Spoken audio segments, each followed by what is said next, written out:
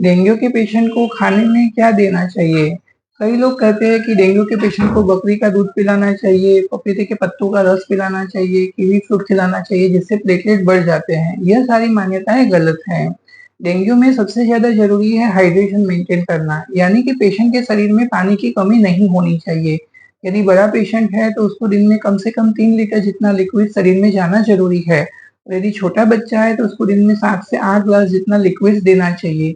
यह लिक्विड आप सादे पानी, नारियल पानी, नींबू शरबत, ओआरएस का जूस, फल का जूस के रूप में दे सकते हैं।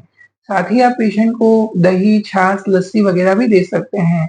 डेंगू के पेशेंट को भूख कम लगता है इसलिए उनको सॉफ्ट डाइट देना ज़रूरी है। यह सॉफ्ट डाइट आप केला, पपीता, वाटरमेलन के रूप में दे सकते हैं। साथ ही आप पेशेंट को दाल राइस, सूजी का खीर, गुड़ की राब, ये सारी चीज़ें सॉफ्ट डाइट होती है जो आप पेशेंट को दे सकते हैं। डेंगू के पेशेंट्स में इम्यूनिटी कम हो जाती है और प्लेटलेट्स भी कम हो जाते हैं, इसलिए इन पेशेंट्स में vitamin A rich food, vitamin C और जिंक वाले फूड देना ज़्यादा अच्छा होता है। Vitamin A green leafy vegetables में से मिलता है, साथ ही ये पपीता, बीटरूट और कैरेट में से अच्छी मात्रा में मिलता है, तो ये सारी चीज़ें पेशेंट को देनी चाहिए।